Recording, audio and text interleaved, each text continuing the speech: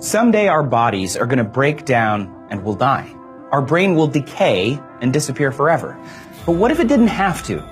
Right now, there are scientists around the world working on technology that could one day take your brain and possibly your consciousness and upload it into a computer.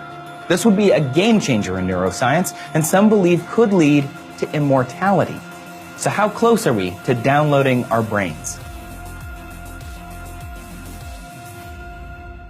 Okay, first off, what do we mean when we say downloading the brain? It's not plugging a cable into your head and syncing it with your phone. It's much more complicated than that because, well, the brain is really, really complicated. So the information in a brain is encoded in the synaptic connections between neurons. This is the major theory of how not only episodic memories are encoded in the brain, but essentially all learned knowledge. Now, there's on the order of 100 billion neurons in a human brain, and each of those neurons has tens of thousands of connections. And so you are looking at hundreds of trillions of those synaptic connections, each of which have been tuned by your life's experience. So in order to download your brain, each one of those trillions of connections would have to be precisely scanned, mapped, and digitally reconstructed on a computer as an emulated brain. The idea would be that this simulation would not only behave like a biological brain, but could retain the thoughts and memories of the person whose brain was scanned. Now, this is all great to think about and makes for interesting dinner conversation, but we have yet to scan a complete human brain, let alone test the theory of consciousness. That's not to say some progress hasn't been made, though. There are projects all over the world working on scanning and simulating brains in the name of healthcare and medicine. This is more about unlocking the mysteries of our brain and less about unlocking the key to immortality. We don't really understand a system until we can build it ourselves and manipulate it in a computer and really understand all the pieces and parts. In 2014, researchers scanned a roundworm brain and made a simulation that they installed into a simple Lego robot. And the simulated brain moved the robot freely without any human direction. There have been other projects trying to recreate the brain through reverse engineering, experiments reading and implanting memories, and one group created an algorithm for large-scale human brain simulations. But one of the biggest projects involving actual brain scanning is taking place at the Allen Institute in Seattle.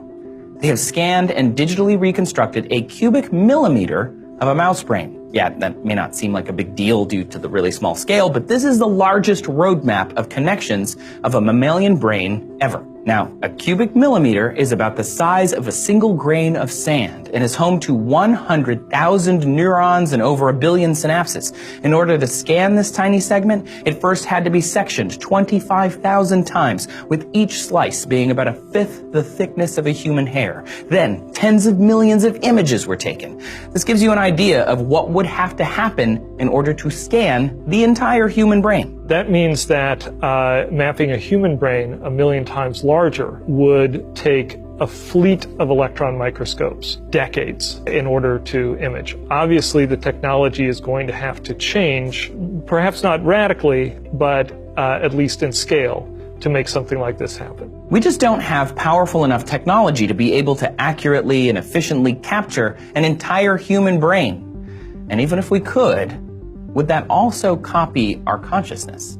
Most neuroscientists would say, yes, it's exactly the same person, it's exactly the same thing, but we really don't know if there's some other issue that we're missing. But still, the question is the simulation at a resolution that is sufficient to capture who you are? The idea is that our thoughts and memories are basically data.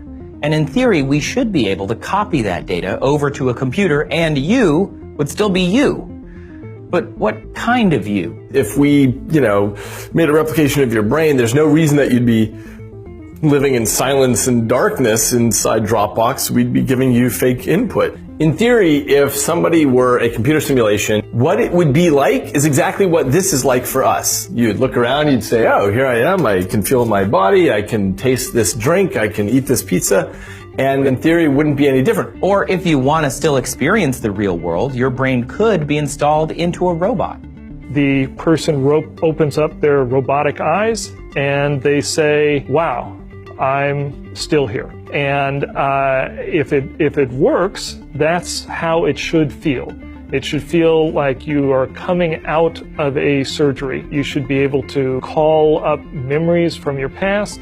You should be able to still remember how to do certain things. You should have the same likes and dislikes. However, advancements in connectomics won't come from scientists looking for the fountain of youth. Researchers want to understand the brain better. In order to combat disease and mental disorders, we'd be able to better treat tumors, epilepsy, addiction, and learn more about how we evolve. This is why people are looking to digitally map the brain. In the end, if we are ever able to upload someone's consciousness, it may just be a bonus from these studies. Mind uploading is a very long-term project of humanity. It's so long-term that I think most of the people today that are working on it would not recognize that they're working on it. The desire is there to scan and map an entire human brain. And that process may lay the groundwork for a brave volunteer to have their brain removed and digitized, which might lead to the first immortal being. We just have to wait for technology to catch up with our ambition. So how close are we to downloading the human brain? We're nowhere close. We can't even download a fruit fly. We can image small pieces of brain tissue or small organisms' brains, but we don't know enough about how the nervous system works in order to interpret those images and create a simulation. With the technology that we have right now, we're nowhere close. But the road seems clear enough to get there. Unless there's some giant surprise that we run into, it seems like each year as technology gets better and better, we get higher and higher resolution on what's going on. It's a clear path to get there. I mean, unless we're already there and you're currently watching this in a computer simulated world where nothing around you really exists.